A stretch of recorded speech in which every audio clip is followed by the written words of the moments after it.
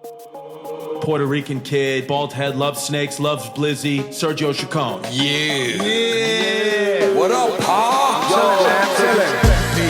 Peace. Welcome to the DBS podcast. It's your boy Sergio Chacon, aka Blizzy Chacon. That shit whack. I mean, it's always gonna be Dirtbag Shit podcast. The DBS podcast. And welcome to the DBS podcast. It's your boy Sergio Chacon. Saturday afternoon, July 18th, and we doing it. Oh, my boy, he's the owner of Blue Boy Boxing Club, stand-up comic, and my homie from way back when. Please welcome my doggy dog, Mr. Kareem Blue. What's popping, kid? What up, bro? What is good, man? I'm chilling, man. I'm so happy I got you on at such a short notice, so I appreciate you, man. Yeah, I'm happy to be here, bro. I'm happy to be here. Yeah, man. Yeah. Last time I saw it, I think you had Lou on. Last time I saw it. Oh yeah. Lou is an old friend from back in our junior high school days. I had him on. It's crazy because he's one of those dudes that like he's changed so much since I've known him as a youngster. Right. Like, it's just different. Like it's jarring. It's so different. But he's doing well. I don't remember him being so BX. That's what it is. Like it's like so Bronx now. I'm like, yo, you a Lower East Side head. How the fuck did the Bronx like penetrate you like take that? over, like yeah, I'm like, dogs. Even when he types, if you see like a post of his, everything is in caps. He doesn't believe in periods or commas. Yo, this motherfucker, he'll misspell a word. Everything is Ebonics. Look like Cardi B wrote it. Yes, exactly. That's exactly right. So I was trying to be nice in the beginning. I was like, oh, he's changed quite a bit. But that motherfucker ghetto as hell. I love my dude, Lou. Yeah, that's what. How you doing, man? Good, brother. Good, brother. Survived the quarantine so far. You know what I mean? Yeah. So let me ask you. We'll go in chronological order with some of this shit. But I'm ADD'd out, so we might go back and forth. I might cut you off. On some Tarantino shit. Just yeah. Ghostface Killer voice flipping and bouncing at some other shit. First of all, not sounding like the shit. You know what I mean? Hell yeah. So how are you doing out in Connecticut? Did your boxing gym open back up? Are you back open? Yeah, I'm back up. I'm back up and running, man. Back up and running. Yeah. Dope. Yeah, knock on wood, they got 0 cases like where I'm at right now. You know what I mean? So, That's great, man. You must have been anxious to get that open. Hell yeah, man. You know what I'm saying? Like, ready to punch some shit. You know what I mean? Like I was in there doing my thing, but you know what I mean? Like people, wanted to get in there, Right. Me and you have a lot of similar passions. And I'm glad that I got you on because first of all, it's been way too long. And it's just like you love boxing. Like you're a boxing. First of all, you're a fighter, but you're like a teacher, and you enjoy sharing the love and spreading and sharing your knowledge on the craft. What inspired that? I mean, besides obviously boxing as a kid, what inspired you taking it to the next level? Well, like my Shidoshi, like he was also a boxer, like I don't know if you know Hector Santiago. Yeah. I know his son too. Right, and his daughter. Are you talking about his son or are you talking about? No, I'm talking about the father, senior. Okay, yeah. Senior, yeah, you know what I mean? Like, cause me and Hector same age. You know what I mean? The junior. Like we trained there, you know what I mean? I trained in the boys club and shit like that. So like he used to have me like help other little kids and shit. You know what I mean? So it was always like each one teach one type of thing. You know what I mean? So like if I'm doing my thing or whatever, hitting whatever, like, and he come over and this little kid ain't doing the same shit or his shit look like off and I'm right next to him. He like, Kareem, what the fuck you doing? Like, why his shit look off? And then he be like, yo, make sure his shit look good. And then like, you know what I mean? So I started like, I had a unique way to break it down to somebody else, you know what I mean? That was closer to my age. So then like, he started like putting all the like new people under me, like, you know what I mean? Like, you know what I mean? Like, yo, show them the little basic shit, you know what I mean? So then like, you know what I mean? So then I started to, develop my own way of instructing, you know what I mean? Right. Yeah. That's awesome. So that was planted early on. Right, yeah, man. Yeah, I had no idea. 10 years old, I had no idea. I've known you for years. I knew you could fight, But I didn't know you were. I didn't know you boxed like that though. I didn't know you did the gloves so early on. Yeah. And Yeah, what so were I you did doing? like tournaments and shit, you know, like the fucking, you know what I mean, the junior Olympics and all that shit, you know what I mean? Boys Wow. club tournaments. Yeah. Yeah. Well, which boys club was it? Pitt Street or 10th Street? I was on Pitt. Wow. Yeah, Pitt, That's yeah. dope, man. I went to 10th Street sometime, but I mostly went to Pitt. Yeah. That's really fucking cool. Which, by the way, this is sad. Both of those, well, Pitt Street is closed now. They built like a condo there. Shit's fucked up, man. Shit is whack, Fucked up, man. Yeah, man. There's a bunch of Karens running up in that motherfucker, like oblivious to what that used to be for the neighborhood. Right. They just systematically like take shit down, man. Like yeah, it's wild, crazy. Man. It's wild. Can I drink on it? Can I drink on it? Yeah, absolutely, man. Yeah. What are you drinking on? Oh, it's my people's brewing company, OEC Brewing. Look. Some Connecticut shit going on. Yeah, there? some Connecticut brewery shit. Look at that, man. You always been, he's always like color coordinated too. His drink matches his wall in the back. It matches your backdrop. This guy. Oh shit, I ain't even peep. Yeah, no, because you fly like that. You just like, you're like, I didn't even try to, you're one of those motherfuckers like, I don't even like doing stand-up. I'm just so fucking good at it, Yo, man, you helped me with that shit in the very beginning too, bro. That shit, I always appreciate you for that, bro. Oh, man, my pleasure, man. So you were just reaching out and I just answered some questions. I didn't really do much. But it was like, you know what I mean? I was like, I need somebody that's going to keep it real. You know what I'm saying? They keep it a buck. You know what I'm saying? I was like, I know Serge do this shit. You know what I'm saying? So I was like, yo, let me hit him up. Because I know he'll keep it a buck. Like, yo, that shit is corny or like quit or whatever the fuck. Yeah, and I don't remember it being corny. You did. You told me, like, you was like, I had a lot of filler in there. It was a lot of filler and shit. You know what I mean? And like, you know what I mean? So I tightened it up and shit. It's almost like in reference to boxing, right? Rather than trying to set something up with the jab, it's a lot of like unnecessary movement. Right. I had to fit, Once I put them two together, it was like, oh, I'm doing too much. Yeah. Right. You know what? It's fun. I've been doing stand-up a long time, but it's one of those things that requires so much repetition and respect that, like, I'll go back to old stupid ass habits. And if I listen to myself, I sometimes cringe. And one thing, if I haven't gotten up on stage in a long time, or if the joke is newer, I'll say shit like, and shit. After everything I say, I go, and shit, and shit. That's all fat.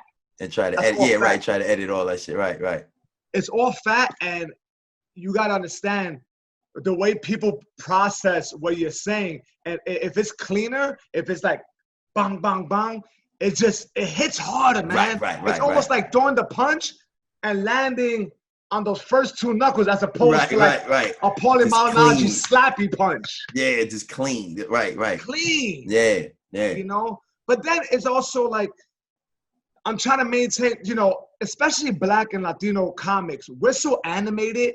Right. We're very soulful, we're personality driven.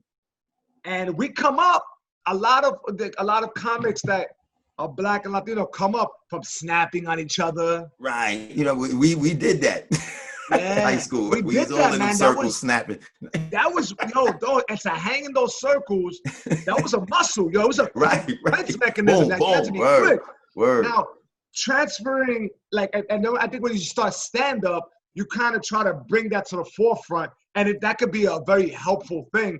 But for me, I definitely realized that I wanted to make sure that I had as much of a message, not to be too preachy with it, but make sure that I had something to say in a clear-cut manner, rather than feeling like I'm just like snapping on people, or like I just want to be a little different. I was trying to organize it in a way where it's still my personality, but then I had like some real structured jokes to fill it in, and that shit is not easy. It requires man. Time. Yeah, word. Like the shit that was like what, 9 years ago. Word. Yeah, how long you been in the game? Like, what fuck? I started in 2006. Shit. Yeah, I started in 2006, and I never stopped, but I always took little breathers and stuff. Never stopped, but I always made sure that my priorities were in order. Like I had to, you know, I had to get a home. I had to make sure training was always in the forefront. Right, yeah. Family, but I never stopped stand up. How are you sustaining with stand up? Are you doing Zoom shows, or are you producing shows and doing live shows now? I did some Zoom shows. I'm actually producing shows, like I'm doing private gigs. Dope. You know what I mean? So like people, like I actually like go to people's homes and shit. So I have my own equipment and shit.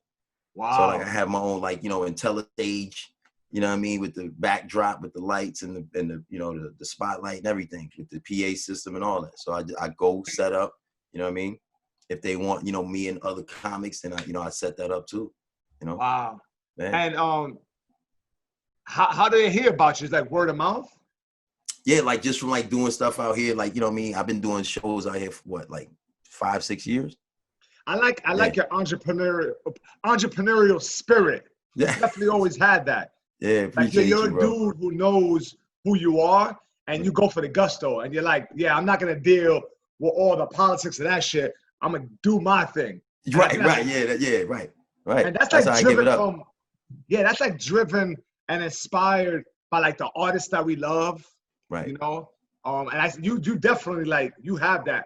And that's admirable. Do you find that that's something that you're interested in doing from now on, or do you want to like eventually get to another place where you hope that someone else could book the shows and you just show up? Because right now you're doing everything, right? Right. I'm doing everything, and like, you that's know, a like, lot. And like it is a lot, you know what I mean? Like, and I just wanted, like, you know, like comics to be treated fair and shit, because you know how it be sometimes. Promoters be stalling on the bread, you know what I'm saying? Like, it don't be no food there, you know what I'm saying? I'm like, yo, get them comfortable, get everybody right, you know what I'm saying? Like, everybody feel good, you know what I'm saying? Like, and that's what I'll be about. So I it's a lot of work, but like I feel rewarded after the shit is done, you know what I'm saying? After the comics is like, yo, I had a good time and shit, you know what I'm saying? Like, you know, and they feel good about doing the show, you know what I mean? You know? Yeah. That's what's up, man. That's what's up. You know how it be sometimes in these fucking bars and shit. Like sometimes you do like shit in the bar or some shit, and like people talking, and you know what I mean, they don't respect the show and shit. Yeah, dogs. I mean, you know, to set up a comedy show is relatively easy, and you'd be surprised, or you wouldn't be surprised because you're doing it. But people who are listening would be surprised how many people fuck that shit up. What, for real? Dogs, Yo. It's like all we need is a stage. Right. A light projecting on us, a sound system that works, and the attention of the people. So the level of respect has to be owned. Like you can't just allow people to come in and be as loud as possible, watching TV, you know, and making sure that they're aware that there's comedy here. Right. You know, and if you don't want to fucking listen to it, then go somewhere else or there's a back room. But people have to facilitate and organize it where it's like, there's comedy here. It's for an hour and 20 minutes, hour and a half. That's what's going on here. There's no other thing you can do while, you know, you can't watch the game. Right. You turn the TV off. Yeah, what are you doing? Right. You're playing ping pong in the back, beer pong and shit. Yeah, right. So what I find is when those independent shows are run, the owners, their lack of respect for it is close to minimal at times. And you know, just put a comedy show together, but we're going to have everything else going on too. And whoever wants comedy, they get comedy. They want to watch the game. It doesn't work that way. Right. The attention spans are this big, man. Right. You can't do those shit like that. That's why I don't even entertain no shit like that. So if I see the spot, I be like, nah, this ain't even it. I be like, call somebody else, because this ain't for me. This don't fit the brand. I be like, fuck this. Yeah, you know good for you, because there's people who've been doing it way too long, and they still playing themselves in shows like that. Only because, like, I guess they do it because they're not getting much stage time, and there's that feeling like, I gotta get stage time, so I'll just do this shitty gig. Or they feel like, I'll make $100 from the owner because the owner gives them $100. Right. And they're like, I'm making $100. Fuck, do I care if the bathroom is right next to the stage? Right, and then the shit just lowers the whole comedy game, like, you know what I mean? Like, it just like lowers the standards of the whole shit. You know what I'm saying? Absolutely. So people, and like in real talk, Serge, like putting together the shows is how I got my club. I used that bread, and I used the bread. All the comedy money I made, I put it and made the club. Wow, I just got goosebumps from that shit. That's facts. That's facts. That is a beautiful thing, and it's funny that you say that. Not funny. It's just interesting that you say that, kind of funny too, because I was gonna get to that point. I'm like, you're one of those personalities that definitely allows things to correlate with one another. Like you connected to, like I seen you host or what's the correct you were bringing up, you were announcing fights. You were calling fights. Ring announcer. Yeah, I was ring announcer. Yeah. I just had a dumb moment. Yeah. But I know the enthusiasm from being a performer. Right. Yo, sir, that shit was fire. Yeah, to stand up, to all that, all correlates. It all gives you the confidence and the movement, and like you kind of make it work. That's fucking dope. Right, yo, the shit was mad fun. I was on some black Bruce Buffer shit. I was like, yeah, you had the tie. Yo, and the shit was crazy, like, cause I've done it a couple times now, right? And it's over at the Foxwoods. So like, the first time I was doing it, I was trying to be more, you know what I'm saying? Like, oh, in this corner, you know what I mean? Trying to do the shit. You know what I mean? Then I started like, you know, getting comfortable, started doing me. I started cracking jokes, you know what I mean? The crowd and shit, like they laughing. Like, yeah, so the shit was fire. It was fire. So it's the pro-am. So like they basically have the amateurs come out first, and then they have the pros come out afterwards. Oh, that's kind of dope. I never seen I never been to a fight night like that. Yeah, so it's dope. So they shed light on like a lot of the amateurs that's in the area that's doing their thing. And then they, you know what I'm saying? And then the pros come out after that. So it gives them a little spotlight, you know what I mean? And then they basically build a relationship with the boxing promoters, like if they about to go pro soon or whatever, you know what I mean? Wow. That's dope. Yeah. That's real dope. Yeah. So when you get a gig like that, I'm sure the connections and the cross promoting is like inevitable. Right, I mean, right. Oh shit, yeah. And then you got like a comedy show, and they just get that kind of like zigzag on. Bang, right. Like, yo, comedy show. Yo, I got a boxer. Can I get one of my, you know what I mean? Inside, the, you know what I mean? Like, you know what I mean? That's dope. You know? That's what's up, man. So I just melt this shit all together.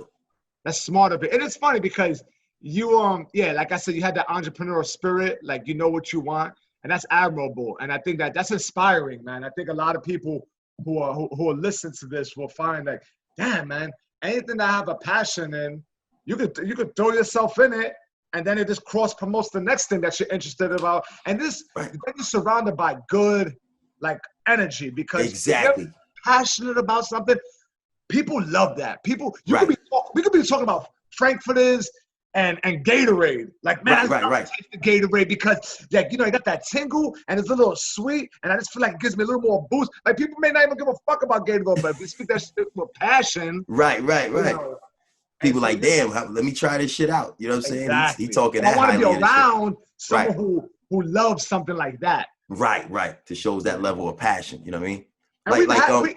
You know, it's crazy, right? Because like I went to this program in the Lower. It was on, I think it was on 10th Street. It was called the Papa program. Okay. So it was for like young fathers and shit, right? To like learn like portion control, like how to not overfeed your kids, shit like that, right? So I saw the flyer posted up. So I went, you know what I mean? It was like, yo, you know what I mean? Help young fathers be better fathers. So I was like, boom, went. So then they had this program, like it was called Nifty. So it was like young entrepreneur program, right? So like, this is like 20 years ago I'm talking about.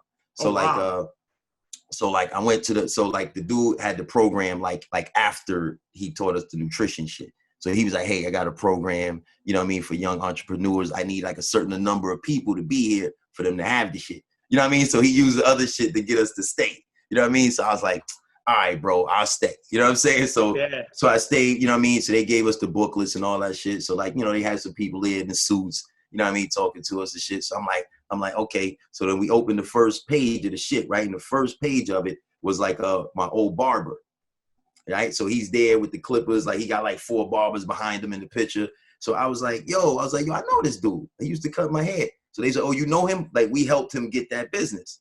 So I was like, word? So I was like, I knew this shit was real because I knew the barber in the book. You know what I'm saying? So I was like, okay, this shit is real. So like, you know, I had the booklet and whatever. So when it came time, right, to open up the boxing club, I didn't know how to fucking open the business. I didn't know what the fuck I was doing, me and my wife, right? So then we was just like brainstorming. I was like, yo, I got the fucking textbook from the Lower upstairs in the attic. You know what I mean? Went through, boop, boop, got the book, the shit break down everything. How to fucking, you know what I'm saying? The shit breaks down everything. How to pay taxes, how to, you know what I mean? Like LLC, everything. You know what I'm saying? Like the shit breaks down everything.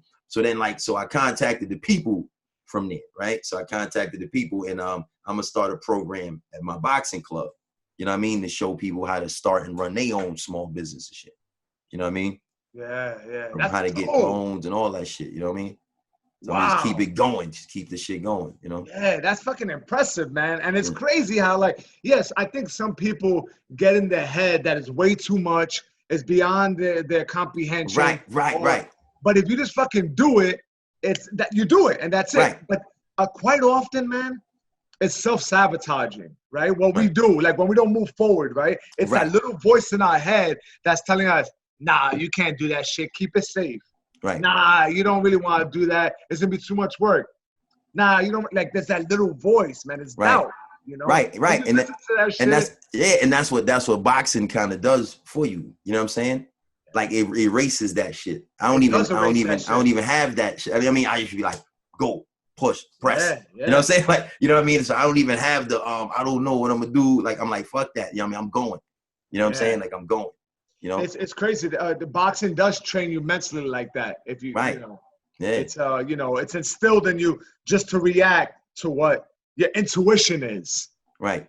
And like I was always told, right? Like it was like a saying that like a good fighter will make you make mistakes, right? But a great fighter, you know, a good fighter will capitalize off your mistakes, but a great fighter will make you make mistakes. Right. You know what I'm saying? They'll set you up. You know what I mean?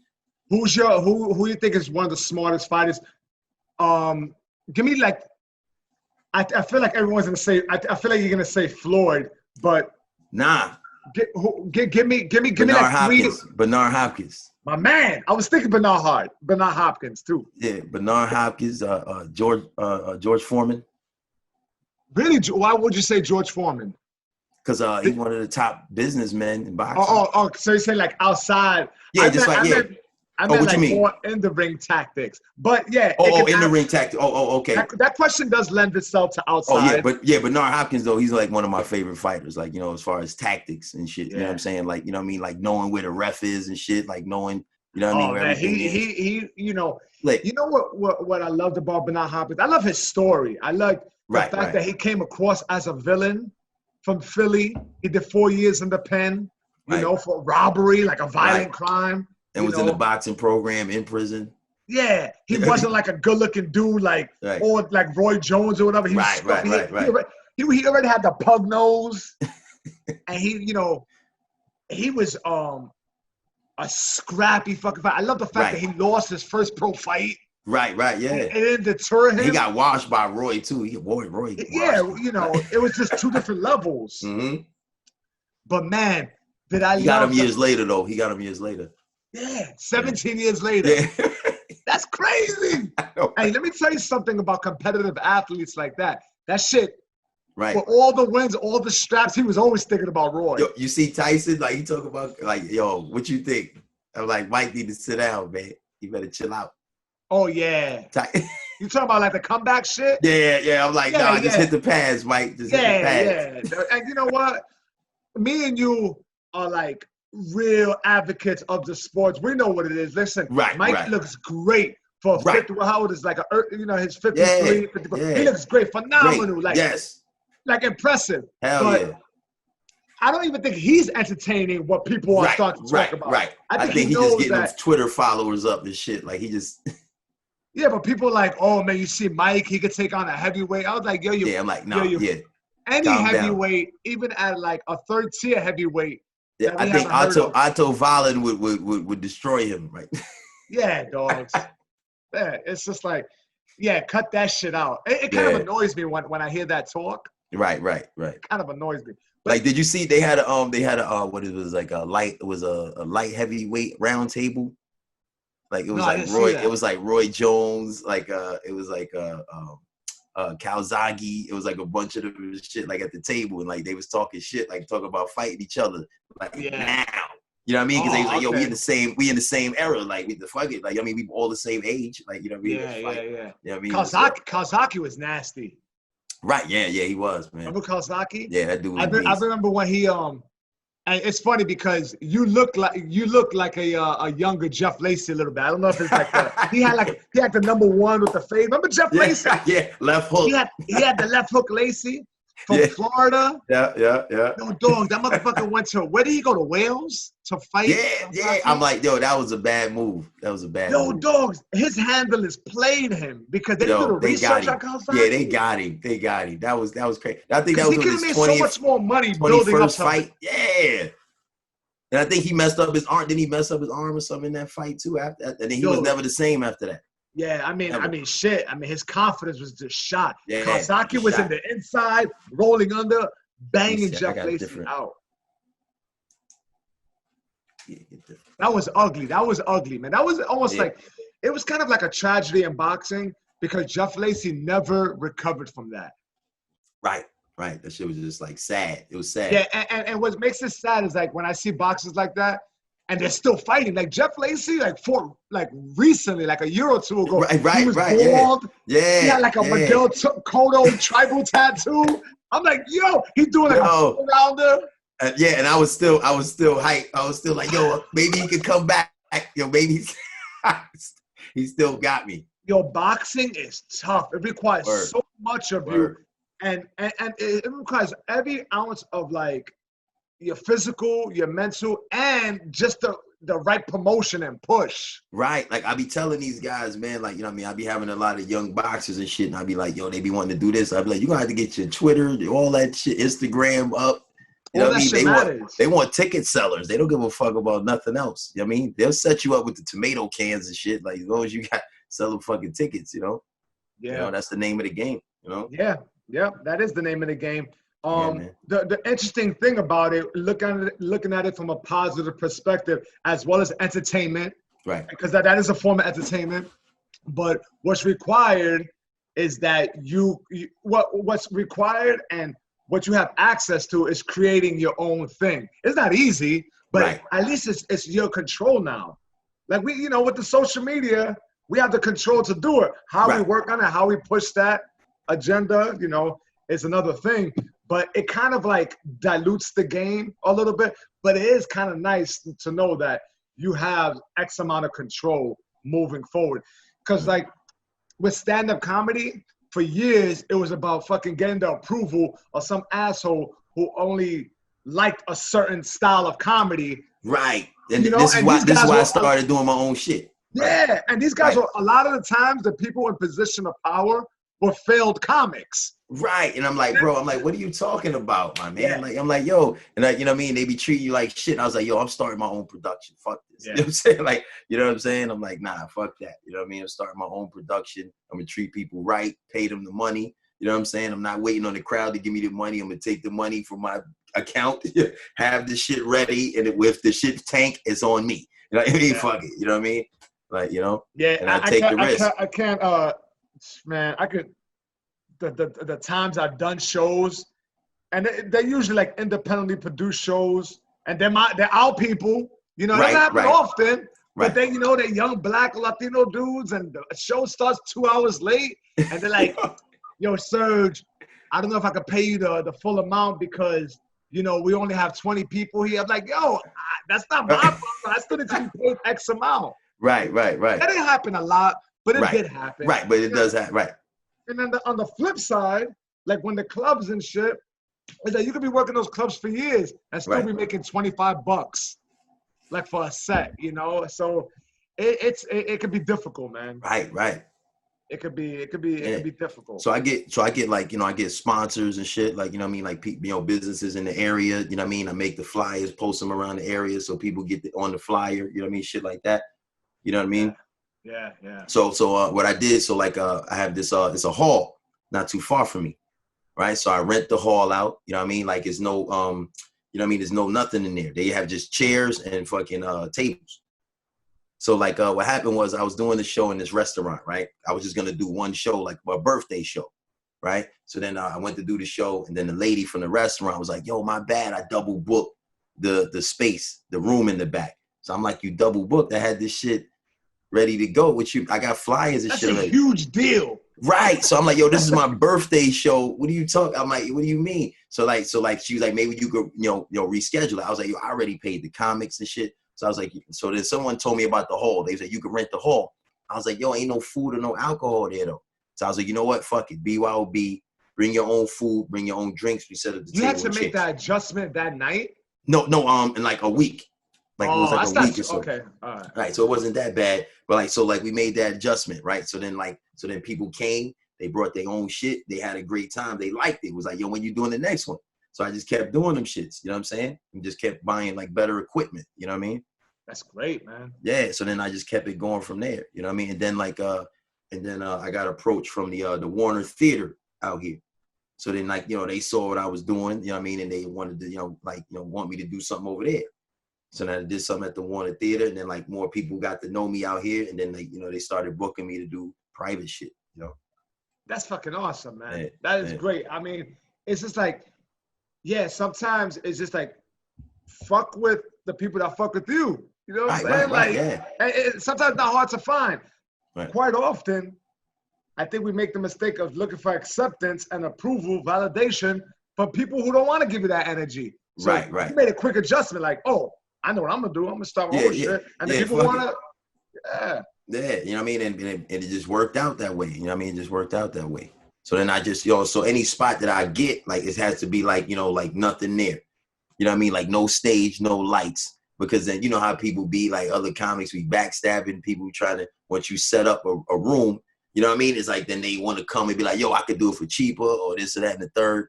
And then they kind of try to backstab and do shit like that. So any room I get is it has nothing in it. No sound system, no lights, no stage, because I bring all that shit. Yeah. So I purposely look for places that don't have this shit. So you know what I mean? So if you want to compete, you're going to have to buy all this shit I got. You know what I'm saying? You know what I mean? Yeah. So it's bare bone and you're a full production. Right. Full production and shit. Yeah. Right. Yeah. And do you find, so you'll give yourself, will you close out the show? Will you host it? Or will you just give yourself a spot on the show? I host it most of the time, so I, you know what I mean, so I can narrate and shit, see how it's going, you know what I mean, to test out the crowd and shit. I commend you, man. Yeah. That is a lot of fucking work, what you do. Yeah. And I'm sure you're great at it. I couldn't do that. I'm too frazzled. Right. I would have to just produce it and step back because I will be people are annoying too. Fans, people who know you, they're going to text you oh, what time does the show start? Right. My cousin wants to come. What time are you going up? Yeah. And that's why it's cool. My wife, she kind of navigates a lot of that shit. I'm like, yo, hit my wife up, whatever, boom. You know what I'm saying? Because I'm busy doing this shit over here. You know what I mean? Yeah, so we kind of play it off like that, Yeah. I mean, even you must see it when you're coaching a fighter. Fighters deal with that shit. They're fighting the night before. They got friends and family calling them, can't get tickets to the fight. Right. It's oh my goodness, man. That's why it's a headache, you know what I mean, with the older fighters. The kids is all fine. The parents bring them, shit fine. Bow. You know what I mean? Let's go. You know what I mean? So what would you say is in your stable mostly? Is it pros or probably mostly amateur, right? Yeah, amateur. I've been open for 4 years. You know what I mean? So I got mostly amateurs. I got a couple guys that was, you know what I mean, thinking about going pro before the fucking quarantine hit. But you know what I mean? They wanted to get a few more amateurs in before they made the leap or whatever. But now it's who knows when they're going to get more work in, you know what I mean? How do you deal with the psychology of your fighters? If you got an amateur, couple of fights in, but, do you find you have a system to keep them calm and focus on the fight? Well, everybody's different, you know what I mean? You know what I mean? And that's what you find, everybody, you train people too, you know what I'm saying? You know what I mean? Whether people compete or not, everybody process information different. Yeah. You know what I mean? So I'm talking about more of a competitor because I had one guy, he trained and he did a corporate fight, one of those white collar fights. Okay. And, it was, I've competed before, so I kind of internalized what he was going through. Right. But I just knew that the butterflies were there, and I want to keep him keep him as calm as possible. Yeah, but also some people have a killer instinct and others don't. Some people are I want to fight, and other people are you know, or you could get knocked down in a fight like this, and they're asking questions. And I'm not saying this particular individual, but you know, certain questions arise like you shouldn't be worrying about that. Right. You know. You know what I mean? Like, so I try to just get them like, you know what I mean? Like at least like to be realistic. Like, bro, focus on the game plan. You know what I'm saying? I figure like when people have more of a strategy, like they feel, you know what I mean, more safe, they feel safer. You know what I'm saying? Like, okay, at least I know what I'm gonna be doing. You know what I mean? I'm like, let's try to establish our game plan first. You know what I mean? And try not to even get into that, you know what I mean? Like into that mindset of what he gonna do. You know? Yeah. I mean, and that's crazy, right? How you could start stepping out of yourself and thinking, are they training harder than me? Have they have fights that are not being accounted for? I remember thinking that shit. Like, oh, did this guy have more fights that he's saying that, you know, that his record shows? Are they gonna change the opponent last minute? Like all these little things could rattle you. You know? Yeah, like you know, and that, even like with my kids, like you know what I mean, like with my kids, like the way I am when I'm like, yo, I don't give a fuck if Mike Tyson show if he getting his ass beat. You know what I'm saying? I was like, whoever because, that's the thing. Ass beat. Like you know what I mean? Like, you know what I mean? And I always like tell my boxers like what they good at and what they've done. You know what I mean? I don't know what the other guy done. I know what you did. You know what I'm saying? Like, yo, we put in the miles, yo, we put in the mid work, and nobody put in the more fucking time than we got. You know what I'm saying? I don't give a fuck how many bouts he got. He can't fuck with the game plan. You know what I mean? And I make them understand, like, yo, bro, it don't matter what the fuck he got. Don't give him no credit he hasn't earned. You know what I mean? Let him earn the shit. His muscles look big. He got to hit us first. Them shits don't hurt till they land. I don't, you know what I'm saying? Like, you know what I mean? Like fuck what he got, what he look like. You know what I'm saying? Yeah. No, it's amazing how being consistent with that flow is super impressionable on the fighters. Like I think you got to keep it like, believe in yourself. Don't worry about the other shit because that other shit is an infinite hole. It doesn't stop. You start thinking you could go anywhere. You could go anywhere with that shit. Like your brain could keep running. Like you know what I'm saying? You're literally defeating yourself by that thinking. You know? Right. And even if you do build the fucking dude up, then it's a win-win for you when you win. Yeah. It's like you made this fucking dude a giant. Like, yo, what if he got more? Like, yo, then you beat him. Then it's like, oh shit. You know what I'm saying? I just beat the fucking guy with more sparring, more bouts. You know what I'm saying? What do you have to lose? Right. You know what I'm saying? If he got more bouts, more experience, you have shit to lose. Yeah. And what these guys don't realize, like someone who's newer to fighting, is like that the actual fight goes by so quick too. Fucking fast, bro. It's By over. the time you know it, you're in your corner getting your mouthpiece. It's over, yo. And you feel that shit off your chest, like, you know, like I'm done with this shit. Right. That should be fast. Before the week of, like, especially if you got like diet restrictions and shit, it's just like, you could be, actually it could feel good if you're like really, like you've been eating clean and you're, you know, because you're super hyper alert and aware and you feel sharp, you know what I'm saying? Yeah. But then there's that kind of like, it hits you in waves of like, oh, what if this happens? And, you know, like, but then then a boost of confidence could surface and try to maintaining that. I think is important. And it's good to have a coach who's telling you, I don't give a fuck what's going on over there. The confidence is here. We've done the work. Right. And all that shit happens in sparring. You know what I mean? Sparring and the training and shit. You know what I'm saying? Like you know what I mean? Like have them go against different opponents and shit like that. So like even at like my club, like everybody's like different. You know what I mean? Like some coaches like have like, okay, this is my like custom honor, this is my peekaboo shit. Everybody's doing peekaboo. You know what I'm saying? Like, you know what I mean? Like I'm different. I kind of work with the person's natural movement and try to like get the best out of them so they already comfortable. Yeah, I think that's smart. You know what I mean? And then instead of having them do something radically different. Right. That they very uncomfortable with. You know what I mean? Yeah. And the body makeup. Right. Everybody has a lot to do with that. If you have a guy who's naturally aggressive and he's shorter, have him working the peekaboo shit, moving side to side. Right. You have a guy who's unusually tall for his age. You're not, you know, and has a long range. You're not gonna have him work the peekaboo. Step outside, use the jab, lateral movement. You know. Yeah, I just had my 201 pound novice. He just won the Golden Gloves this year. Big boy. Yeah, he won the Golden Gloves this year in New England. That's dope, man. Yeah. So like, you know what I mean? That was my first Golden Glove champ right there, you know? That's what's up, man. Yeah. What's his name? Julian the Javelin Smith. Oh, the Javelins. Yeah. Yo, the thing is, every time I think of the Javelin, I think of Lamar from Revenge of the Nerds. Remember that motherfucker? He had the flexible javelin, and it was the color of your wall. Yeah. Yeah, he was dope, though. He had those short-ass shorts. He threw that shit. Yeah. But he fucked me up, man. Every time I think of the Javelin, I think of Lamar, man.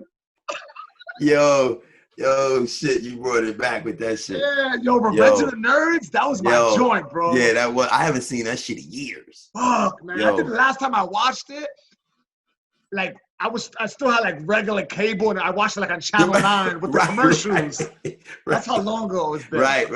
Mad long great ago. movie, man. Word. Yeah, Ogre, Booger. Yeah, right. That shit was dope. Oh, yeah. Man.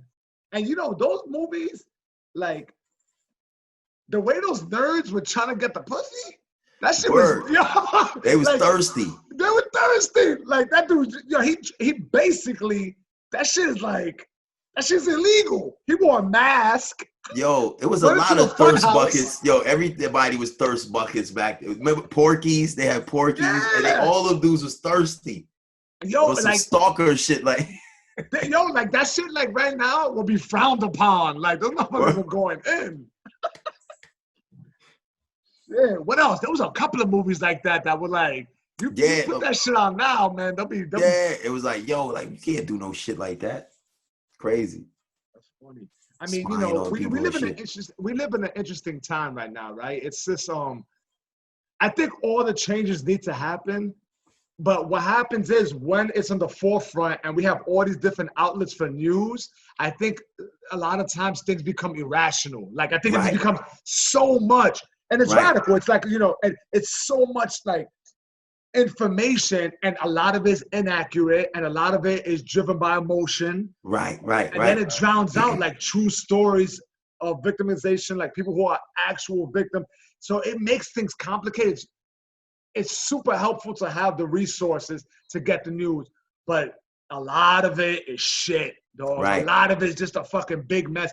People are getting in trouble for saying dumb shit. Yo, we're human beings. We say dumb shit all the fucking time. Right. But people I compare it to like being in a boxing match and a dude just start overwhelming you with shots. And like some people go into survival mode and do some shit uncharacteristic, you know what I'm saying? Because they feel overwhelmed. You know what I'm saying? Like, and then they do some wild shit. You know what I mean? Like I had boxers do shit in the ring. I'm like, what the fuck? That's not what we worked on, bro. That's not. You know what I mean? That wasn't the plan. You know what I'm saying? That's not what we worked on. You know what I mean? And then people go against the grain because they, they start going into their own thoughts because they don't trust the information. They don't trust the information, man. They haven't done it enough, right? It's just like that too. So it hasn't become part of the spirit. Right. Like I had a kid the other night, right? He was sparring, whatever, right? So I'm telling him, I'm like, yo, bro, like he was pulling back good. He was pulling back. I'm like, yo, throw the counter. Shoot the right hand. He was second guessing it. You could see him like overthinking shit, right? So then like the next day we training, whatever, we doing the box jumps. So I had him do like the 24-inch, box jump, whatever. So he's looking at this shit. He's like, I don't think I could do that shit. I was like, well, we need to know. I was like, I don't care what you think, bro. Now, I need to know. Is it a wood box or is the cushion box? It's the cushion box, bro. I'm like, it's the fucking cushion, bro. Like it's the fucking cushion. I think you're gonna fall the fucking cushion, bro. Because that wood one? Right, the wood. Right. I'm like, I wouldn't play myself. You know what I'm saying? If you don't think you could do it, dog, fuck it. I feel you. You know what I'm saying? But I'm like, yo, it's a fucking cushion, bro. I was like, jump on the fucking cushion. You know what I mean? So then he's like, I don't know. Then he jumped and he made the shit. I was like, bro, you see? I was like, if you don't trust me when I'm in your corner, you're not gonna listen to me like you did the other night. You know what I'm saying? I'm like, if you don't trust the information, you're gonna do your own shit. And if your shit don't even if it don't make sense, you're gonna still do what comes in your fucking head. Right. You know what I'm saying? Like, even if this shit don't make sense. You know what I mean? When he was pulling back, was he pulling back off the one or the two, or either one he was pulling back nicely? Either way, he just didn't want to get fucking hit. You know what I'm saying? So, I'm like, yo, if you gonna pull like that. I definitely feel like pulling back off the one and filling the glove, you could counter off it. Right. Off of it a little easier. Right. The two is such an aggressive punch. Right. It's like, yo, just moving away from that shit. Right. You feel like, okay, I've done enough. I don't. Right. So it's like, you know what I mean? So like, I'm like, but he was just pulling off, even if the dude punched at him or if he jabbed, and he was just pulling after everything. So I'm like, yo, Bo, try to throw that cross after the pull. You know what I mean? Since you're already doing it. Yeah, I mean, they both was pretty green. So it wasn't like, you know, he was in there with somebody that was seasoned too. You know what I mean? Yeah. That's interesting when you talk about defense and a fight. Like, it feels good to actually get that shit working because we see, I mean, who pulls back better than Mayweather? You see that shit with the counter? Right. It's like, ooh, but that shit is hard to do. Yeah. Pulling back is just, you know, feeling comfortable with, you know, because you never want to, right? We never want to step right back. Bait. You got to put that bait out there. You got to put that bait out there. Right. You know, sometimes you might put something out there, make it seem, and you know you're going to step back for the counter. Right. Like thinking ahead. Yeah, right. You know? You got to set them up. I remember when I first learned how to slip and like, first of all, the first couple of sparring sessions, I remember I got fucked. Like, it was just a fight. Like, I reacted and I was like, oh, fuck, like head was up. But then, so my coach, you know, it was a sparring match. I was pretty even match. I remember this one. I think because by the ring apron were a bunch of pros who I kind of admired. They were around a little older, and they watched this shit. And me and this guy were banging out. And I got hit so many times that I was like, I can't continue doing that shit. Right. So I really worked on slipping. And when I started learning how to slip, it felt mad good. Right. Especially when you slip some shit, like, oh shit, like in real time. But then I would encounter. Right. And that took a long time. And you know, some fighters will just be defensive, but they don't counter afterwards. And that's a flaw. So what you're teaching that kid is so important now. Yo, I got this one kid, his head movement is nice, but he just doesn't throw the shot after, bro. I'm like, yo. He doesn't throw the shot after. He doesn't. I mean, like, yo, you killing me, bro. You know who's a great defensive fighter who doesn't really throw right after? Tevin Farmer. Right. No, that dude's a defensive wizard, but he doesn't make you pay. Right. Like, he reminds me of Pernell Whitaker a little bit. But the thing is, Pernell Whitaker would touch you, right? He'd touch you right after. Yeah, Pernell Whitaker wasn't letting you get away with that shit. Right. And that's why Pernell Whitaker is so much better. Like, he's held in such high regard. But Tevin can't really crack like that either. You know what I mean? He can't crack like that either. He's not really a power puncher. You know what I mean? But I do like him. He can take some shots, though. I like the fact that he's cross-eyed. Yeah, he can take some shots. Yeah, I like that. I think he's different. You know, the fact that he's a little cross-eyed. Right, he look like a young Debo, like a little Debo. Yeah, right. And I kind of like the fact that he got shot in the fucking hand too. Didn't he get shot in the hand? When I heard that shot on Instagram, I felt so bad. I was like, I was like, fuck, in the hand? It doesn't seem to really have affected him though. Right. I mean, like but he never was punching that hard anyway. So it was like fucking, you know. But it got to do something to your psyche, right? Knowing that you got hit in the hand, you're probably a little more tentative with it. I don't know. Right. You probably just touching with that shit. Yeah. I mean, what do you think about the Fury Wilder shit? All the whole controversy around that shit. What is there new controversy or like the fact that they fight again? They say the glove and all this shit, like, you know what I mean? Yeah. So I don't believe that Fury would do that for an advantage, but I never heard of that technique of pulling out the glove. I just don't understand why you would do that. So I never thought about that. Right. Definitely looks like it was.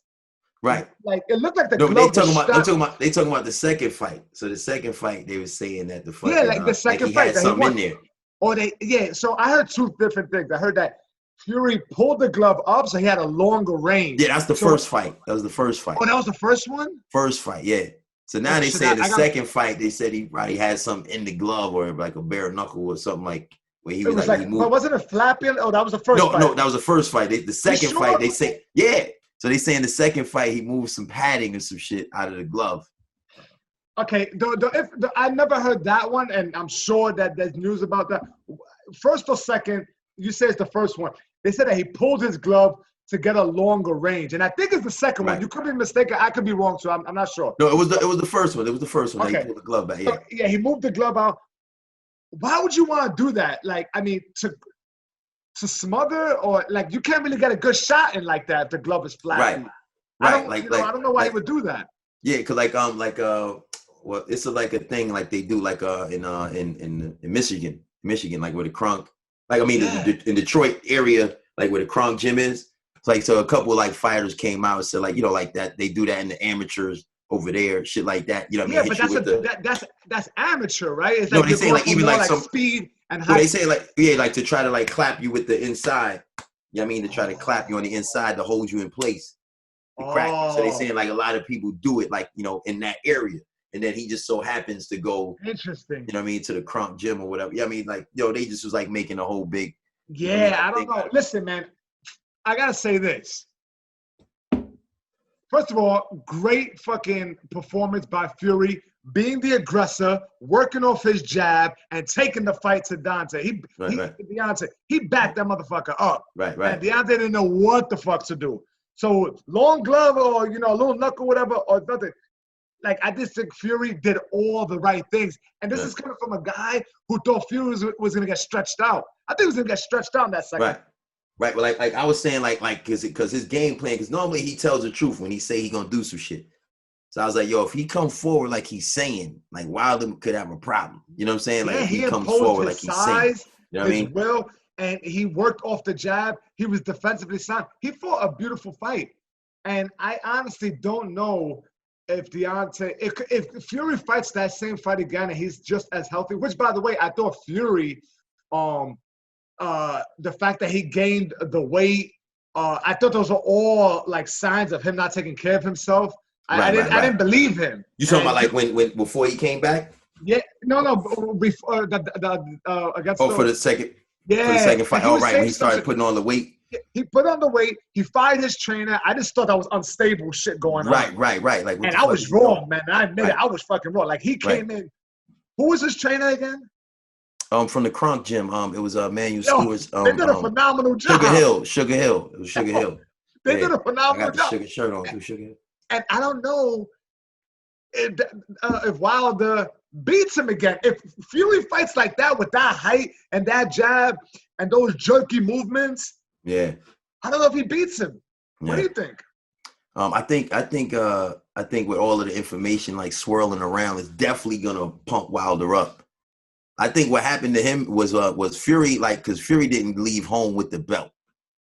So even if it's a draw and they say, okay, nobody won, when you don't leave home with the strap, you lost. You know what I'm saying? Like Wilder didn't leave there feeling like he lost. Yeah. He's like, I knocked Duke down twice. I still have the first fight. Right, the first fight. So he's like, I still have the belt on me. Like, it's, you know what I'm saying? It's still in my possession. I'm still the champion. I didn't lose. Right. Like, when you come there and your goal is to get the belt and you don't, and they say it's a draw, and you don't bring the belt home, in your mind, you lost. Yeah. You know what I mean? So Fury's training with the I lost mentality. Yeah. I get what you're saying. Training with the like, yo, I just got to, do what I did more. You know what I mean? Right. That's you know an what I'm saying? interesting point. Yeah. I mean, so he wasn't. Yeah, I mean, so the like psychology behind it is definitely different. Right. So now he's like, so now, Fury, like, so now Wilder, like, I don't want no tune-up fight. I want to take the fight right away, which is kind of like scary because like now you train, like, so now he has in mind that he can press him. Right. So now Wilder knows that Fury has this in his arsenal. So he's going to be training for either or. Now Fury doesn't know what Wilder's training to do. Yeah. You know what I'm saying? Like, so, like, I mean, he knows he's going to be different. So, like, just him knowing that, okay, Wilder knows I bum rushed him the last fight. He's probably not going to fall for the same thing again. You know what I'm saying? Like, he probably worked on his lateral movement. So, like, that's the problem I have. Like, that's what Wilder should do if Fury fights the same fight. But can Wilder do that? No, I mean, but this is what I'm saying, right? So I'm saying, right? So Fury changes his game plan a little bit. So what I'm saying is that it might buy Wilder at least 2 to 3 rounds in the beginning because Fury going to be trying to figure out what is going to be changed. You know what I'm saying? Yeah. Yeah, I mean, so he might just go with the boxing, a little bit of bum rush, and not do the same exact thing because he'd be like, I want to see what adjustments he might have made, and it might buy Wilder some time to do something else. You know what I'm saying? Like just from Fury's mindset of what this guy doing different. You know what I mean? That's why like when guys fight each other multiple times, you're like, I don't know. You know what I'm saying? What is he gonna try? You know what I mean? Is he gonna try to remain Severn me and just come out and just, you know what I mean, and try to put me out right away and do what I did to him. You know what I'm saying? Right. You know what I'm saying? Like, I mean, because Wilder started slow. He came out, started slow. Will he start fast like he did with the rain? You know what I mean? Like, because you remember what happened with that? Like, he started fast and was like, I'm getting him out of here. You know what I mean? What happens when he says, okay, I'm not going to box and I'm just going swinging for the gusto because this guy's the only man that put me down. Like, you know what I'm saying? It could, you know what I mean? It could be crazy. It could be interesting. Yeah. It's an interesting matchup. I think he can't be technical Wilder though. He has to go back to Wilder. Yeah.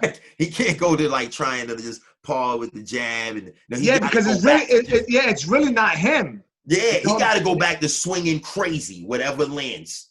Yeah, I mean, but trying to set it up in some way. But he's an unorthodox fighter. Right, just go for that. I mean, like, he's an unorthodox fighter. He got that. Be unorthodox. You know what I'm saying? Like, don't try to like clean it up because people say your boxing is bad. Fuck them. Yeah, let me tell you something about his boxing being bad. His boxing being bad fucking had him knocking out damn near 99.9% of his fucking opponent. So when people talk that shit, I'm like, dogs, he's doing something right. But granted, you know, a lot of people say, oh, who did he fight? He fought like every heavyweight they put in front of him. Right, that's all you can do. Right. You know, and like those guys weren't all tomato cans. Like he beat Chris Arrow. He was beating motherfuckers up. Right, and then a lot of dudes fucking popped, you know what I mean? Fucking PEDs and shit, and he couldn't get the fight. Exactly. He was supposed to fight Ortiz like years ago and Povetkin years ago, and they fucking popped, you know what I mean? So it was like, you know. Yeah. I mean, the heavyweight division, I mean, is super interesting. Some of the guys are a little older, like Ortiz or whatever, but the Ortiz, the Cuban fighter, southpaw, he's slick. You got Wilder, who can neutralize you with that right hand. You got Fury, he's super charismatic, and they all have these background stories. Yeah. I just think it makes it for a very interesting time for heavyweight. Ruiz. You got Joshua, Ruiz. I mean, and they're all very different from one another. What's the New Zealand cat name? I forget. I know you're talking about. He fought Anthony Ruiz. Joshua, right? Yeah, right. He beat Ruiz. Yeah. I mean, Dillian White. You got Dillian White. You know what I mean? And Dillian White, I mean, he is fun to watch. He's aggressive, And so I think the heavyweight division is a fun division to watch all over again. It's not like what we grew up watching in the 90s. Right. But it's something. It's something that's way better than it was 10 years ago. Right. Yeah. I fucking watched that UFC shit last weekend, the Masvidal Usman shit. That shit was a snooze fest. How was it? That shit was a snooze fest, man. Yeah, what do you like? What do you think about the welterweight division? Do you think what in UFC or? Oh no, my bad. In boxing. Oh, okay. Who do you like there? Well, I like You got Errol Spence. You got Terrence Crawford. We got Pacquiao still in the mix. Yeah, I know I sound crazy, man. I still like One Time, man. I still like One Time. I like One Time. You know why I like One Time? I like the fact that he's articulate. I like I like that his background story. I like the fact that he's articulate. He's kind of like, he doesn't punch clean. He kind of puts his head down a lot. He's exciting, but there's something about him that it seems a little flawed, and it might be injuries. I feel like he doesn't But it's like, you know what I mean? Like, okay, the only dude to really beat was Pacquiao. Yeah, and Pacquiao beat him. Right, and that was a legend. You know what I'm saying? Like, I mean, Pacquiao beat him. I want to see, like, you know what I mean? Like, if Errol Spence can beat him. I mean, he beat Danny. He beat Sean Porter. Yeah. You know what I mean? Like, I want to see if one of them. I like One Time. I like Keith Thurman, but there's something about his fighting style, like it does. He's so athletic that he gets away with some shit. Right. He get away. But I'm like, damn, bro. Like he bends, he looks down. Yeah.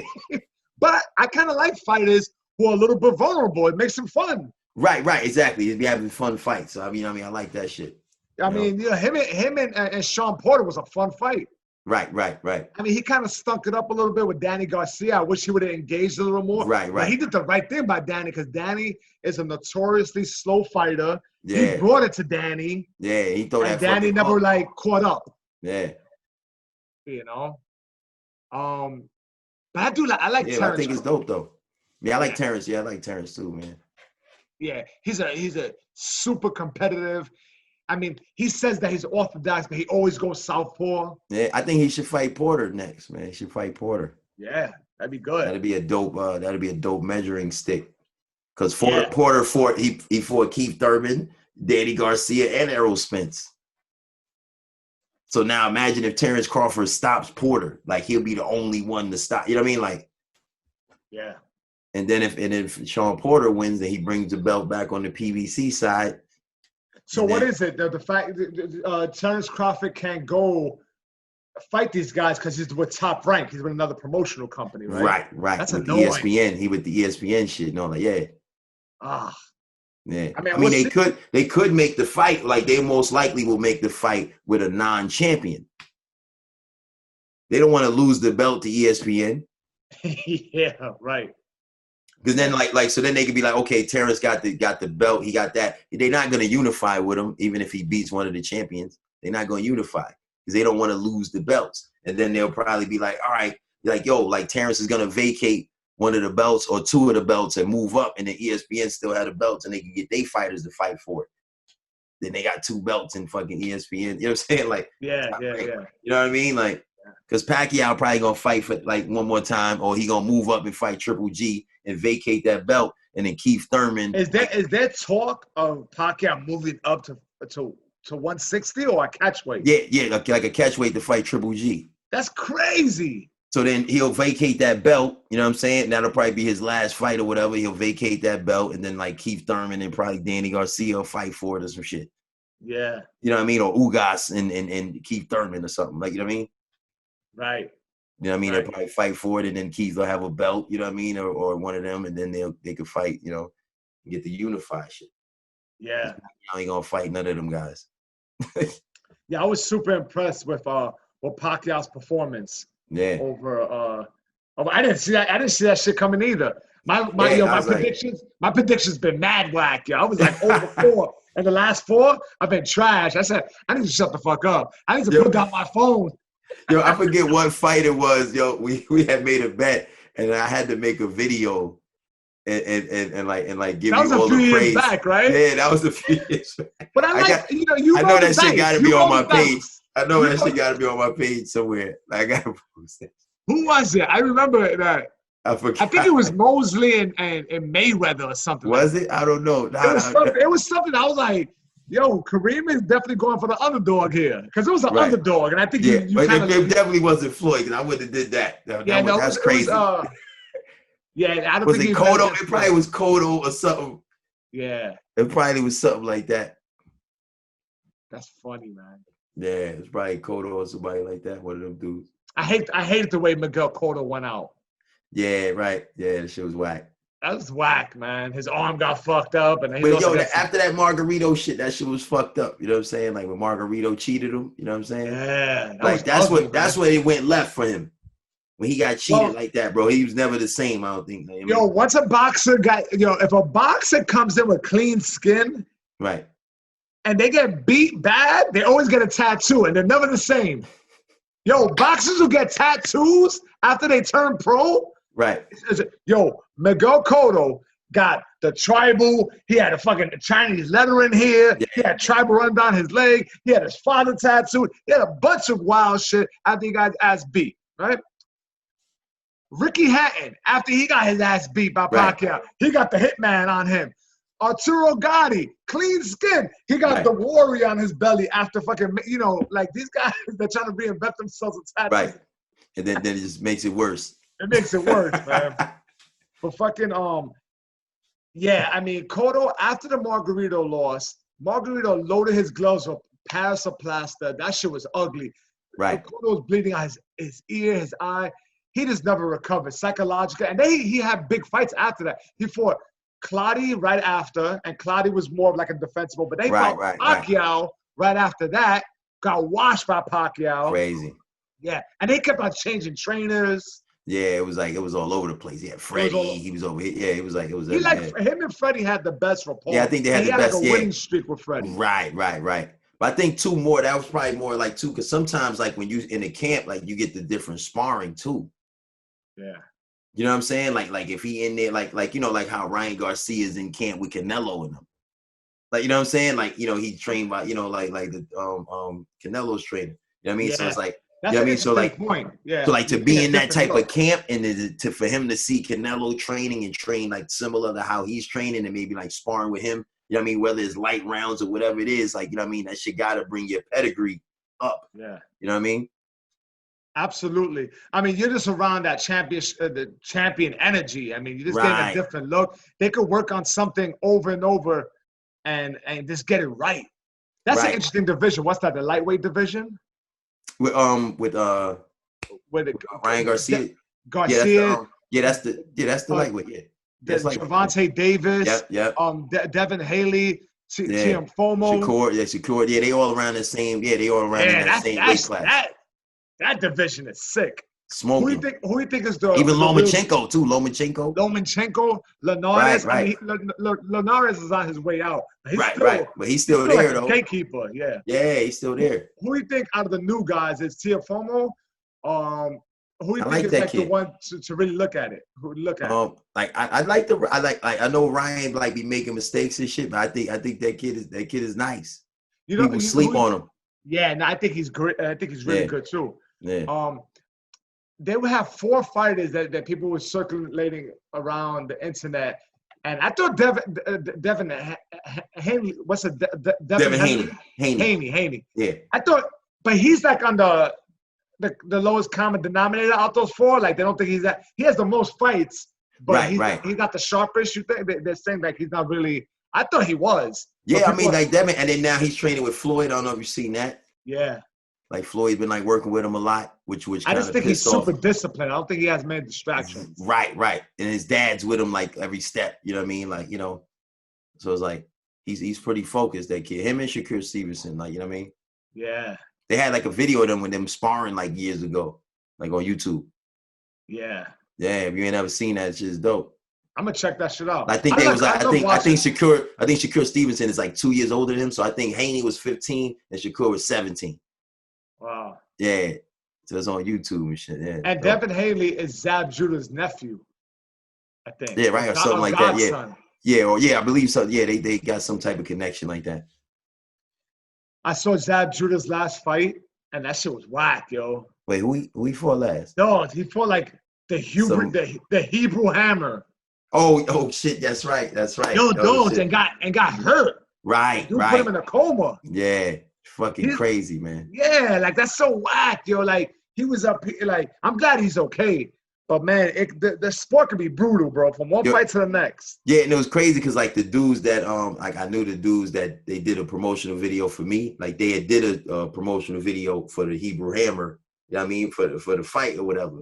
So like, you know what I mean, they had showed it to me. They was like, yo, look at this thing we did with this box or whatever. I was like, yo, that's the Hebrew Hammer and shit. They was like, yeah, you know him? I was like, yeah, I know the fuck that is. You know what I mean? So they was like, yeah, he got the fight. I was like, yeah, I know. You know what I'm saying? I was like, that's what's up. You know what I mean? So, but it's like, damn. I was like, fuck, Dad. Like, I'll always be rooting for that dude, man. Like, damn. I know, man.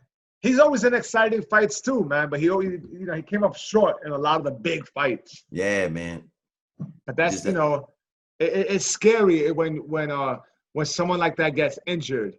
And do you find that that's a concern where like the parents of some of the kids you train, do they ever talk about that? Or that's not like something that really surfaces? Yeah, no, like some people do, like, oh, I don't want them getting hit. You know what I mean? I'm like, you know, like boxing is the least, you know what I mean, concussion rate, you know what I mean, out of any sport, you know what I mean? Right. You know what I mean? So like, you know what I mean? Like number one is women's soccer. You know what I mean? That's the number one in concussion rate. You know, yeah, it is. Like if you look it up, women's soccer is the number one. Yeah. You know what I mean? Because their heads are in the air, they bumping each other, and they get the concussion like that. Like most of the time in boxing, you with one other person, you're looking at them. You're either covering up or you know what I'm saying? So you're not really taking the blindsided hits like football. Right. You know what I mean? Like, so like a lot of the parents, you know what I mean? Like, so when I break it down with them with the information and then they can look the shit up themselves, you know what I'm saying? It kind of makes them feel safer, you know? Do you think that most of the damage is sustained during sparring or more like at the actual fights? Probably sparring, irresponsibly. Yeah, because people take a lot of hits. You're dehydrated. Yeah, a lot of macho shit going on, talking shit. You know what I'm saying? Like, you know, and like, you know what I mean? Just a lot of, you know what I mean? Like, oh, I could take your shots. You know what I mean? Because you got the headgear on.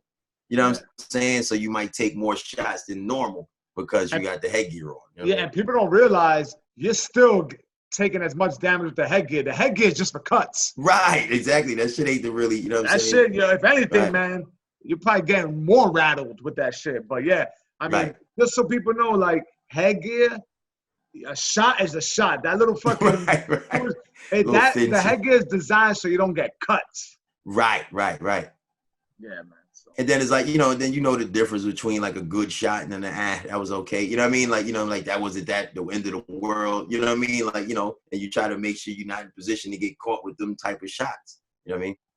Hell yeah, man. I've been hit with some shots that made me look like I was a fucking newborn giraffe. Those legs, I was like, fuck. I got hit so hard one time that my legs like went the opposite way. And then I immediately said, oh shit. I said, oh shit. And I was like this. Right. And my trainer was just like down the rope. Not impressed by me dropping my left hand. And he was just like that. With a Kango, he had a Kango like that. And that was the shit, like, I was getting my ass whooped so early on, like, so young, I just like, yo, nah, fuck this. You know what I'm saying? And I was like, yo, I need to work more on my defense. Because I was I was coming for you, you know what I mean? Like, I was like, yo, this shit ain't conducive to my health. I need to fucking, you know what I'm saying? I need to figure out more, you know what I mean, movement and shit. And then you know how some people are like naturally good at movement, but they don't really know how to explain how they fucking can do it. You know what I'm saying? Like, you know what I mean? Like people like, yo, Jamel, how you did that shit? How you did that footwork? They be like this. You know, you be like, yo, bro, like, what the fuck? Like, you know what I'm saying? The most talented motherfuckers can't explain shit. They can't explain shit. You know what I'm saying? This is why, like, Jordan is a whack coach. Like, you know what I'm saying? Like, you can't. No, it's true, like, man. yo, you couldn't have made that fucking reverse dunk. Like, yo, I'm not. What the fuck are you talking? What do you mean? It's so true, man. They skip like 4 steps. Because I honestly don't believe they know how to do it. They just do it. Their body just has a certain rhythm and flow. Right. And then like, so like when I look at the movement and I'm like, all right, then I watch them for a long period of time, I can be like, okay, I could break it down. Like, okay, you stepping right there, you pushing off the back foot, ball of the foot, then you twisting right here. Okay, got it. Or he moving his head first, then I could break down the movement. You know what I mean? Right. So I could break down the movement and be like, okay, that's what he's doing. Like, I see what's going on, you know? You know what I like to, it needs to definitely be broken down. And some people process the information differently. Like, one thing, I think one of my coaches had me put my hands behind my back and shadow box with my hands behind my back. And that gave me, it's almost like taking the vision away from somebody. Now I became a better listener, right? So my legs became better because I was forced to actually step with the jab because my hands behind my back, because this was no longer doing the work. I really had to step. Right. You know? So and imagine it coming out, right? Yeah, so now everything is working from the ground down up, and people feel ridiculous doing that shit. They're like, oh, and that's right. And that's the whole shit. Like, you know, like, so like when I get somebody that's over the age of 15, right? That's like, okay, I want to box, I want to compete, shit like that. And I have them doing drills like what you just said, you know what I mean? They feel like ridiculous. I'm like, bro, this is part of the game. But like when I have a little kid learning that, you know what I mean, at 9 years old, it's part of the game. They don't know no better. So they like, all right, this is what it is. Boom. You know what I mean? And they working on it and they having fun, they doing their thing, and it becomes a part of their DNA. You know what I mean? Yeah, absolutely. Yeah, but yeah. Some people don't want to paint the fence. They don't want to paint the fence. No, they don't.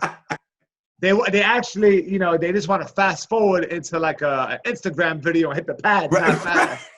Right. It is pretty wild, right? Like how much people love pad work, like how that's such they a love big that shit. Honestly, when I first started boxing, pad work wasn't a thing. I remember hitting the pads really when I first started. When I went to boys club, I don't remember pads being in the mix. It wasn't like a big, like, you know what I mean? Like, it wasn't a big to do. No, you know it was what I'm like saying? hit that bag, turn over your knuckles, bring your hands back to your face. Right. It was limited pad, you know what I mean? But it was more so like just like, all right, for target practice. You know what I'm saying? Exactly. More so, you know what I'm saying? Absolutely. Then like the shit that's evolved. Yo, what's more pathetic than watching? You know, me and you are big hip hop heads. What's more pathetic than watching like your favorite rapper from back in the days, like start boxing at the age of 40 and they look awful? You ever see that shit? Yeah, you're like, oh man, I see like Snoop do some shit. Yeah, like, I see Snoop do it. But yo, Snoop is so funny because he doesn't give a fuck. Like he's looking at the camera. And he was doing some kickboxing shit too. I was like, oh, he wilding. I was like, yo, he's mad tall and lanky, and he looks like a little right. lizard, Shit look awkward as shit. The camera like this. And then they found the shortest coach ever. Like they found I'm like, what the fuck is going on? Yeah, it's I'm like, what the fuck is happening here? Yeah, no, it's so crazy. funny. Yeah. I mean, but that's a sign of like, I guess that's just us getting mature and older, right? Because a lot of these guys, Snoop is taking his health seriously. Yeah, right. You know what I mean? Shit is getting real. He got a juice shop. Right. Method Man, his whole IG is him lifting weights. Jim Jones, that's a newer guy. Yeah, everybody getting healthy. Just in case you missed it, that's his hashtag. Yeah, everybody trying to get healthy and shit, vitamins and shit. For real, man, it's crazy. I like to see that though. Although my boy makes fun of me, my boy Mike, because I listen to Stick from Dead Prez. Yeah. Like he's on this fit hop tip. Okay, no, I ain't hear that. Nah. Yeah, I don't know if you would like it. I gotta check it out. He'll be like, yeah, I ran 20 miles today, and like it's hip hop. Oh, and spit the raps with. Yeah, I like it. But yo, I played that shit in one of my classes, and people were like, "Did he just say he had a protein shake?" Like what the fuck is going on? Yeah, man. I'm on. So you still training this? You still training now? Like you still training people? Yeah, I do a lot of that. It's that no one's competing. It's mostly young women, and I got it's more fitness boxing, but I'm teaching them how to box. They're learning how to box. Right. Absolutely. And it's a gift and a curse. We're fortunate, Kareem, man. Like I realized that with age, we are fortunate to have passions in our lives and able to sustain us. Right, bro. Yeah. This shit. Yo, dog. That's just a blessing, man. That's success. Right. I never take anything for granted. And when the moment I feel a little bit like irritable from lack of rest or whatever mundane shit, I'm like, yo, I spent a good portion of my day doing things I really fucking enjoy with people that want to listen to the comedy, right? Or learn boxing. And I'm able to like fuel them this routine that I've done before that I'm able to internalize, and it builds them both physically, mentally, and spiritually. That is siphons the same good energy back to you. So I'm not in a place 8 hours a day. I don't have a block 8 hours a day of doing something that feels like there's resistance. Right. Yeah, that shit feels like death. Yeah, I feel good every day, man. It feels good, man. So, man, props to us, man. Yeah, it's like, cheers. Yeah, right? Cheers to that. I got my essential water. I'm doing real quick, man, before I let you go, I want to know, what do you think? What do you think about that Nick Cannon situation? Oh, shit, with Nick. Like, with fucking Nick, man, like either either say what you're gonna say and like stand on the shit, like fuck apologizing, you know what I'm saying? Like if that's what you feel is the truth, like it depends on what you apologizing for. Like it's like, yo, I apologize if I didn't speak the facts or whatever the case may be. Like I don't know the entire truth, but if like, you know what I mean, if it's like, you know what I mean, if it's like, yo, if I misspoke, I apologize. But you know what I mean, like point out some shit that wasn't facts or whatever, and if I misspoke, I apologize. You know what I mean? But if not, then let the shit go. You know what I mean? Right. I'm just offended by the fact that he wore that turban for so fucking long. That shit was more offensive than anything. I have a lot of Jewish friends, but that shit was just annoying to look at. Yeah, I was never feeling that. Yo, dog. I didn't like it when Andre 3000 had it. Yeah, it's a fucking whack ass garment. I never was a fan. I never was a fan. Yeah, dog. This is some shit that doesn't flow. It just reminds me of your eyes mold to something. It reminds me of Johnny Quest with like Hodge with the like the seam Sally Beam. Like that shit reminds me of that shit. Yeah, it reminds me of Tom Hanks and Big, like the Zoltar. Like that shit is a. So maybe that's everything shouldn't be brought back. You know what I mean? You don't need to bring everything back. You know what I mean? Yeah. He's an immensely talented dude. Yeah, the dude's a genius, man. Yeah, and I but I honestly, I feel, and this is, I've always felt this way, but I like, I wonder what happens to people. I have a feeling you reach a certain level of success, but I feel like people try to revert to get validation from elsewhere. I don't know if he really feels that way, and maybe he does. Right. Or was he just clout chasing? Right. It's very clean cut, and you know, it was Nickelodeon. It was like the mass karaoke shit. But then, like on interviews and stuff, it was being, and you know, human beings were made up of contradictions, no doubt about it. But you know what it seems like? It seems like a lot of the kids that grew up on the camera kind of rebel in that type of way, like like whether it's Britney Spears or Christina. I mean, like they always go some radical shit to kind of be like, I'm not that person no more. Yeah. You know what I'm saying? Like to be like, yo, I'm not that no more. You know what I'm saying? Like, you know, like they always try to break that character. The only one that probably was a regular was probably Justin Timberlake. Yeah. Probably like the only one that wasn't a kid star that had a breakdown. Yeah, no, it's fucking wild to see, man, because I see Nick Cannon, I mean, even with the fact that he went on Eminem and like the video to that shit. Yeah. That was rough. I was feeling like, yo, he wasn't right. You know what I'm saying? Then he involved all the battle rappers. I was like, no, don't call these guys. Don't do this to them. Don't do this. These guys are good guys. Yeah. They got careers. Don't do this. Yeah. It was tough, man. It was tough. It was. You know, I think, yo, motherfuckers need to step back and just take a break. There's nothing wrong with just taking a break. Right. And it's like, that's another thing, like the power of having your own production. It's like, you know what I'm saying? It's like, yo, if he had like, yo, fuck it, like, you know, like how Diddy got his own fucking, you know, his own revolt thing. It's like, you know, and like as soon as it happened, like, yo, Nick Cannon, you could come on my network. You know what I mean? It's like, yo, maybe the new thing is trying to get your own network, Nick. Like you've done enough. Like to, you know what I'm saying? That's absolutely true. And maybe that's what, you know, it all eventually happened. Maybe because I honestly don't feel that he's a hateful person. I don't believe any of that. Right. I think he just said some dumb shit. And honestly, I didn't really listen to too much of it, but I don't feel like he's a hateful person. But if you feel like there's a plight against a certain group of people, or you feel, I think there's more artistic, creative ways to get the message across. Right, and it's like it depends on like who's mentoring him. I mean, it's clearly he's looking like, you know, he looked some years ago, whatever, maybe for some spiritual guidance. And this is the way they was like, you know, came to him like, listen, my brother, you lost, man. You need to know this, man. You know, they was in the Caucasus Mountains, right? Yeah. He's like, you know, brother, you know, they was over there. And then, you know what I'm saying? Like I hit him with the word. You know what I mean? He's like, oh, shit. You know what I'm saying? And he just regurgitated some shit he heard without, you know what I mean?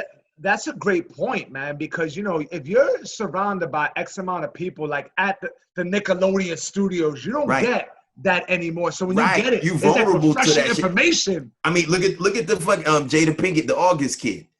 Like he came to her, like, you know what I mean, to counsel him, her son's friend, and then she, you know what I mean, she boned him. You know what I'm saying? Like, you know what I'm saying? Like, you know what I mean? Like, you know what I'm saying? Why did we have to sit down and share that shit publicly? Yo, that shit was crazy. That shit was crazy. That shit was weird as fuck. Because, yo, Will Smith looked so tired. He was just tired and like, and he just looked like, he was like, what happened? What happened? What happened? What'd you do? I was like, yo, this shit crazy. Yeah, he had bags under his eyes. Word, like the makeup artist was just not there today. You know what I'm saying? Like, you know what I mean? Like, why the light so bright? Like, yeah, it looked like he had a rough one, man. And then she making up words like, it was words like just like she's I'm like, yo, I'm like, wow.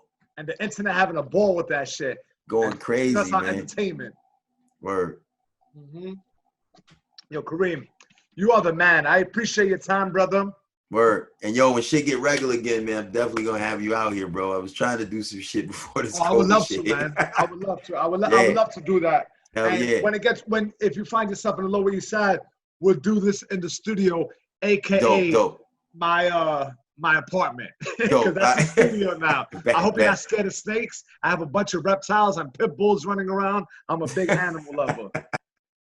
But yeah, man, keep it, you know, tight, holding it down in CT. I got a lot of brothers out there, man. You know who's one of my people out there? Chris Clark. You know, I like. Oh yeah, Chris that's Clark. why I do. C Snacks. Yeah, C Snacks. Who's the other one? Jackson is dope. I think. Okay, Jackson, I love that dude, Jackson. Man. Oscar Collazo, you know, I don't know if he lives out there, but he visits, right? Right. I think. Yeah, I don't know if he lives out here. And Darren. I never worked with Oscar. Yeah, Darren. I actually I'm doing a private gig with Darren. Okay, dope. Man. I remember when he was first talking to you, he was like, Sergio was a dope comedian from out there. I was like, yeah, I went to school with Sergio. He was like, you went to school with Sergio? I'm like, yeah, bro. Like, you know, he went to school, right? He's a regular guy. I was like, what the fuck, bro? Like, I can't go to school with Sergio? What the fuck? Oh, that makes you feel good. Like, he gave me the side eye, like, you know, sir. I'm like, yeah, why the fuck you looking like that, bro? That's hilarious, man. That's so funny. Yeah, no, we did a couple of shows back in the day. I haven't seen him in some time. Yeah, I'm doing some private shit with him. I got mad at, you know, speaking of that whole crew, I got mad at Chris the other day because, and this is like playful mad because right. He opens up for the Hodge Twins. Oh shit, those fucking guys. Yo, dogs. I had no idea. Dudes is fucking crazy. The dudes is wild. Kareem, I'm completely oblivious. I knew they were. Okay, so. Matter of fact, C Snacks, if you watching this, just set it up. Me and Serge will take either one of them. Yes. Get in the ring. So tag team event. They can have 16-ounce gloves. Word. Wait, no, my bad. We can have 16-ounce gloves. Yeah, we got 16. They can have MMA gloves. Please set that shit up. I don't care if it's 210 pounds. Set that shit up. Set that up. So out of love, it's like, honestly, Kareem, it's like seeing you on a bunch of sold-out shows. I'm just happy for you. I was like, right. Yo, that's dope. So I never did the research on who he was working with. Right, I didn't know the fuck they were. I had no idea. I just saw two, guys. Yeah, and I thought it was they were like big guys, and they looked. I was like, oh, it's probably like a YouTube thing where they go on stage and they're sitting together and they complete each other's sentences. Yeah, because I don't know them. I just know them as the C Snack guys. Yeah, right. That's the first time I heard of them. Right. Yo, dogs. So the other day, in the midst of all this shit that's going on, right, their video pops up, and I'm like, conservative twins, and I see these two goofballs who sound like a fucking Muppet. Oh yeah. So Candace Owens, and oh, that is stupid. I'm like, I couldn't believe what I was hearing, dog. I know, right? But they sound like Muppets. Yo, I saw that shit too. I was like, yo. Yeah. Right. Yo, dogs, they are dangerous. Crazy, right? They I'm are like, dangerously, irresponsible with their fucking bullshit. Like, if there's a crime against humanity, they are advocates of that because they like to pick apart individuals who are victims of police brutality. Right, they feed off that shit. Yeah, they feed off that shit. They feed off of it, and you know what? And a minority, and that says that they're black conservatives, so they get praise. Right, and that's what they want to. Yeah. It's not by people who it's not by black people. It's by predominantly white people who giving them this like, oh yeah, you are. Look, a black person said it. Yeah, like a black person said it. Look, you know what I mean? Yeah, that's exactly what they're feeding off, and that's dangerous. Because what they're missing, and I'm not gonna turn this overly political because I know you know this, but just because we're on it, what they're missing is the fact that it's systemic racism, right? So right. They fail to throw that in there, right? Yeah, of the treatment to certain individuals is totally upside down. Right. So when you throw these individuals, the case at hand will be, let's say, a George Floyd. They're more concerned with going to the rap sheet of George Floyd rather than the actual crime that's committed. And we can even pick up another person, right? Rayshard Brooks, Atlanta. Oh, why? Well, he run away. That's the stupidest thing I ever did. Have a cookie. Fucking crazy. Yo, it is. And then my biggest pet peeve is when they be like, yo, but what about black on black crime? When they hit you with that shit. Oh, yeah. I'm like, listen, you know what I mean? Like, I had an older brother. Like, he used to fuck me up. You know what I mean? He fucked me up. But if somebody else touch me, he gonna lose it. You know what I'm saying? Like, you know what I mean? He'll kick my ass, do whatever, you know what I mean? Twist my arm, all type of shit, hit me in the head, noogies. But if somebody else touch me, you know what I mean, that wasn't my brother, Like, you know what I'm saying? He gonna lose it on you. You know what I'm saying? Like, you know what I mean? Like, a lot of times shit happen in close proximity and people take it and then try to put it in whatever context they want to put it in just to make it fit their narrative. You know what I mean? That's exactly what we're getting a lot of. Yeah. We're getting a lot of that, you know, and the fact of the matter is